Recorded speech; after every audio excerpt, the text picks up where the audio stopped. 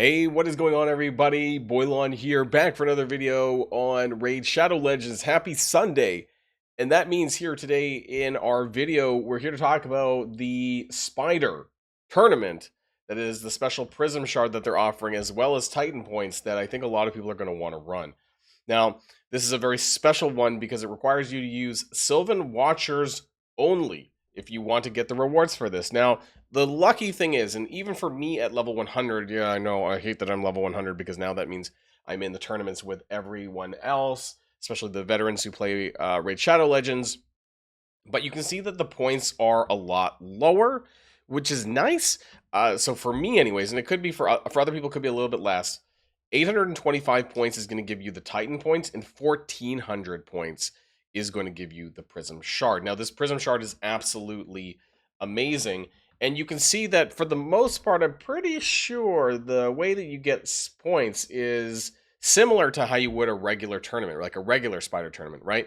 So it has some more to do, it's not a turn attack, so it has more to do with the rarity and the rank of the drop than it does with how quickly you do that. So it would be good that if you can do the higher stages as possible to get the better drops, and the most efficient, of course, as usual, is going to be the stage 20s. Now, because Spider's kind of weird, I want to compare Sylvan Watcher characters for normal mode and hard mode, and I want to kind of share some of the better epics, particularly if you don't have good legendaries available necessarily. We'll talk about a few, though, anyways, in this video and how I'm going to run this. Now, before we get started, well, speaking of Sylvan Watchers, if you use the QR code in the top right hand of the screen, you're going to get Grand Oak Padrag absolutely free at the start of your journey. We also have Zargala, we have Tagor, and we have Farrakhan the Fat at accounts level 10, 20, and 30. And also Pelops the Victor by using the promo code RAID7 within the first 48 hours of a brand new account. Now, I also want to talk, though, about this Prism pool because I think it's really good. I may end up dropping $100 in a separate video that I might do maybe tomorrow or something because there's some really good champions in here.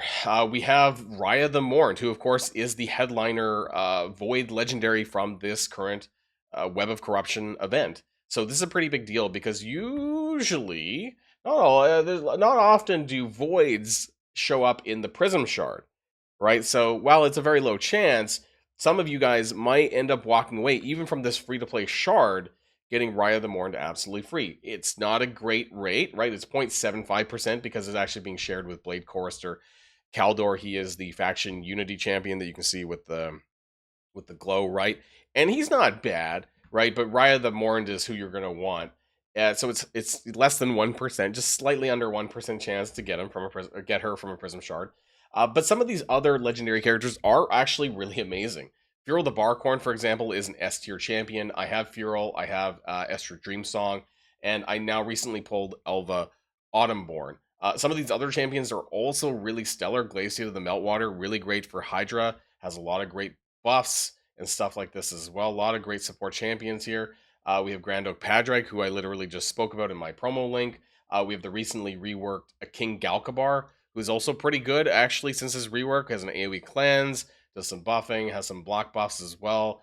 Some pretty good stuff here. And then we have the DPS, Nuker, Kalite, the Ash Arrow, pretty strong here too as well. I'm not too... This guy's new, Baird the Broad. I'm not sure if he's that good, but anyways, I mean, the rest of the list is pretty good. And there's some good Constellation epics, honestly, that you could really use in your account. Mr. Rider Dythe, who we're going to be talking about in today's video, one of my favorite epics.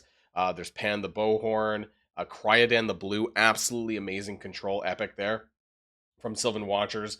We also have some fusion characters, Loquain and Enda Moonbeam, who is for Lady Mikage, so pretty important there as well. Kellen the Shrike, also not too bad. We'll talk about him in best epics. So you basically need to make a team of 5 Sylvan Watchers to clear the best kind of spider that you can do, whether that's spider 20 or as high as you can go, or hard mode spider. And I do want to talk about the differences of this because it is quite different in how you approach the boss, depending on where you are in your game, right? So Spider's Den. I'm actually running hard spider to do this event. I actually compared my team that I'm using, and the differences is quite vast because the way it works, hard spider is all about AoE damage, killing as many of the spiderlings as possible, because when you kill the spiderlings, it does damage to the boss. This is pretty important. She does hit a little bit harder, and if your characters can't quite take the damage, you might need a defensive support champion to help lower the damage that your team takes if you can't do it really quickly. But it's much different than normal, because in normal, you can also slow and turn meter rewind the boss in normal, but it's all to do with the spiderlings. And if you have like AoE burn, this will really help as well, because then they take the damage, the boss takes the damage that way. But the boss tends to be a lot beefier in the HP, whereas in hard mode, all you gotta do is do a bunch of AoE damage, kind of knock down the spiderlings, and eventually will kill the main boss. It's actually a lot faster, in my opinion. And so I want to show you some screenshots that I have of the team that I ran. Now, this was Spider Den Stage 20 for me. And again, we're going to be talking about different characters that I recommend. This is just my team specifically, and I've been playing for about 16 months. So this is Spider's Den Stage 20. And it took me 3 minutes to clear this with just Sylvan Watchers. We have Arbais, Balar the Lost, Esther Dreamsong, Furo the Barkhorn, and Dythe. Mr. Rider Dythe is my main kind of epic DPS character. Really good, also puts out defense down, which is quite nice. As far as for normal Spider, we have some slows from Esther Dreamsong, and then we also have some burns from Arbais in alt form, some debuffs and stuff, and some buffs on our side. We have speed up with Estrid. We have some perfect veil and stuff with Furil, and then Balar does like some poisons and poison sensitivities and stuff for the waves. Better for Hard Spider though, and this was the exact same team running on Hard Spider Stage 6, and I beat this in 1 minute 20, but I can also do this in about like 1 minute as well. So the time difference is quite dramatic, right, in terms of my overall farming, but I rely more heavily on Dythe and Balar to get this done. And I want to share you with this just on hard mode 6. I want to show it since it's not very long, right? I'm going to run one of these just so we see how it works in the background.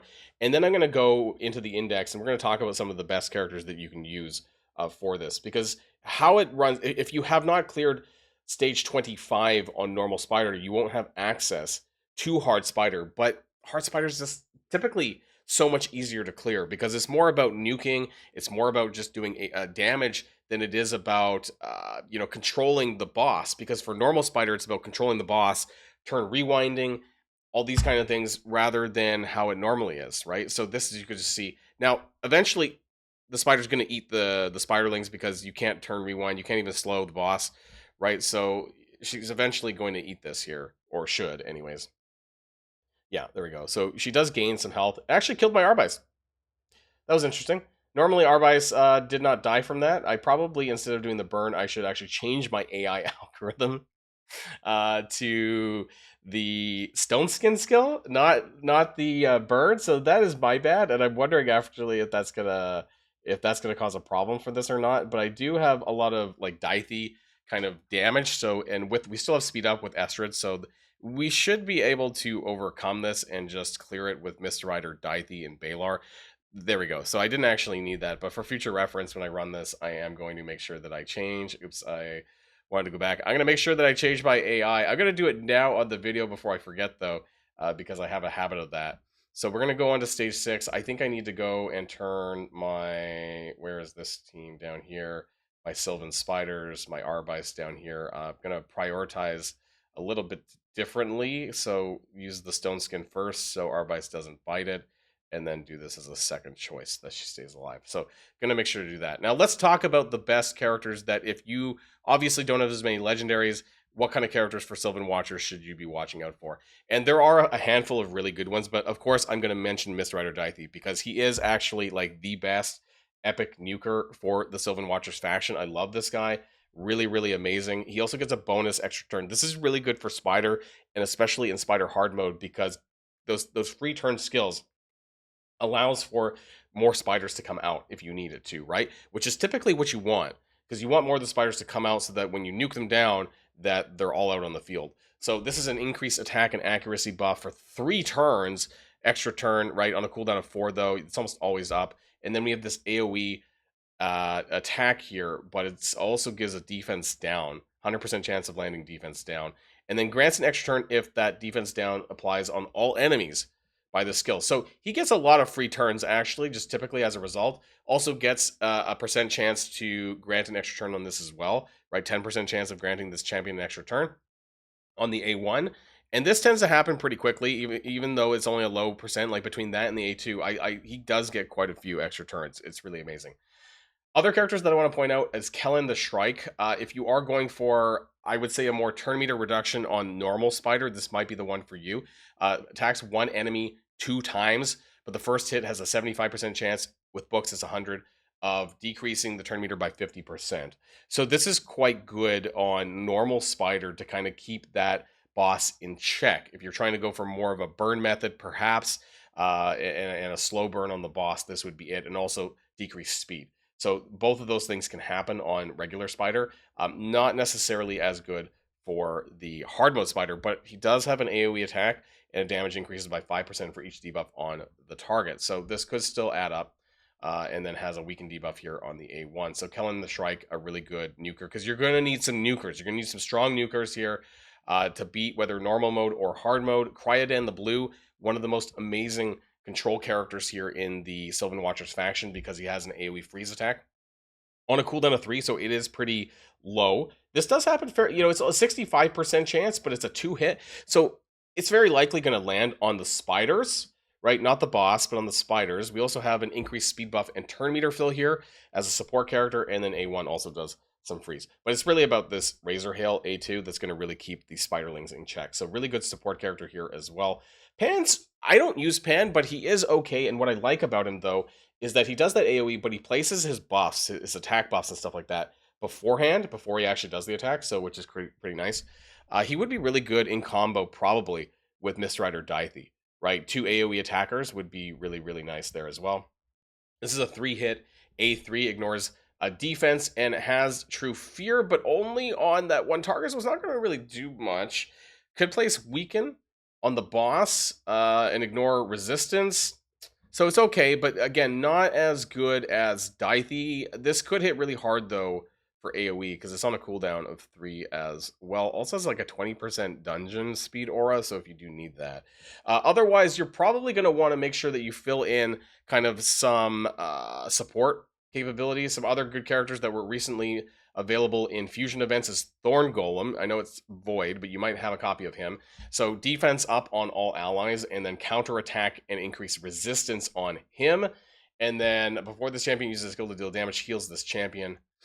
Also has AoE Fear. This can be pretty good to control the spiderlings. So depending on if you don't have Cryodan the Blue, Thorn Golem can be pretty good at placing fear on the spiderlings to also hope that they don't take their turns. It's less spiderlings attacking overall. So if you're not able to kill as fast as, I can, then that's a thing as well. We also have a leash debuff on Thorn Golem's A1. Some other characters that I want to point out, actually, who is not too bad is Naya. Naya's pretty good for White Dryad Naya or sorry, not White Dryad Naya.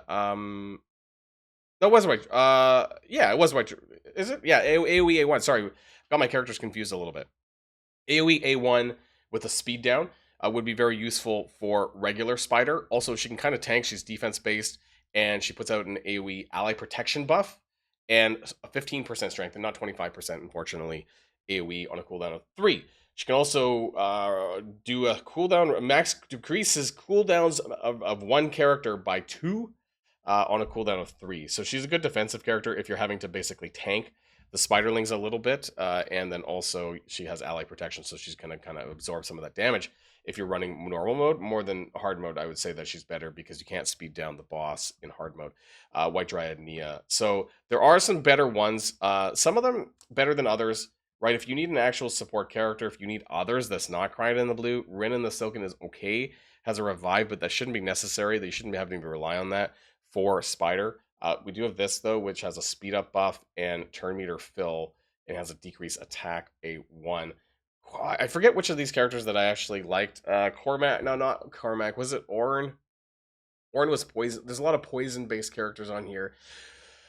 This can kind of work. Yeah, but those epics that I mentioned are some of my more favorite ones. Ruella, also, I've actually had Ruella on one of my links before.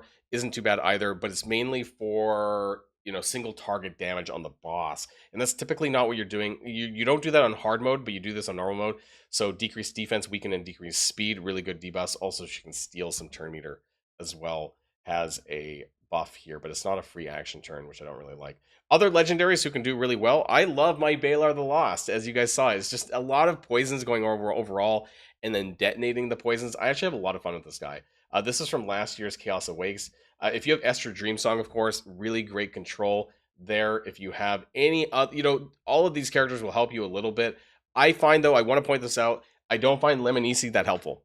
Lemonici was the free character that you got from last year's Chaos Awakes, but overall, I don't find that she's very helpful for Spider. She doesn't do a lot that you really care about. Heal reduction, which doesn't do anything on Spider. Block buffs, again, not really important on Spider. She does some damage, I suppose, and if you have her at 5 red souls, you can do some you can drop a brimstone maybe. But aside from that, she doesn't really do anything that you really need. So, a bit of a shame there for Lemonici.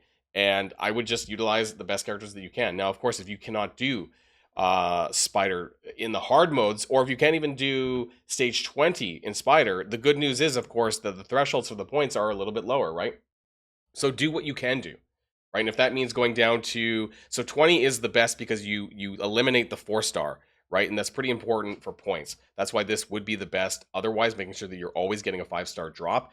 Otherwise, at that point, you want to make sure that you're still getting in that 6-star drop. So it would be as low as stage 13 for Spider, where you still get, unfortunately, you're picking up the 4-star, but you have chances of getting the 6-star. So this is where I would still run, right? And making sure that this is probably able to clear this a lot faster. I could just run one version of this on mine just to see how fast this is. But yeah, the problem is that my team setup is more for AoE damage, right? And that's not what's going on here, because the boss tends to have a little bit more HP, but now that we're running on a lower, you know, like there's some damage going on, but just in general, yeah, he hits kind of hard, right? We're getting more, but the spiders is just, yeah, actually, okay, Dithea hits pretty hard, but this is stage 14, right? So, I mean, what did I expect? Right, and then we have Balar the Lost coming in here for a detonate, hopefully pretty soon. How much does that do on the boss? Did a decent amount of damage, but eventually she's going to take her turn, or not, or because her speed is so slow at this low difficulty. Anyways, let me know what you guys end up doing, because this is going to be something that you're not going to want to miss. Okay, Strider Dithea hits pretty hard at stage 14, and I picked up 16 points for the cost of 14 energy. I got kind of lucky there on that drop, but I'm going to be running hard mode 6. I think that's what I'm going to be doing, just because it's typically quicker, and also because I want to get some silver out of it, I suppose. Now, before we go, I do want to remind people that if you haven't started playing yet, get out from under that rock. Get Grand Oak Padrag absolutely free, and then also Zargala, Tagor, and Farrakhan the Fat at accounts level 10, 20, and 30. And don't forget about Pelops the Victor. Just got to use the promo code RAID7 in the first 48 hours of the brand new account to get this amazing Argonite legendary from the March Anniversary Fusion. That's it for me, everyone. Enjoy your Prism Shard. Let me know if you get anything great, and I'll see you guys all in the next one. And if you like this video, make sure you hit that subscribe button if you haven't already, and you'll be greatly helping out the channel. Have a great day, and I'll see you guys on the next one.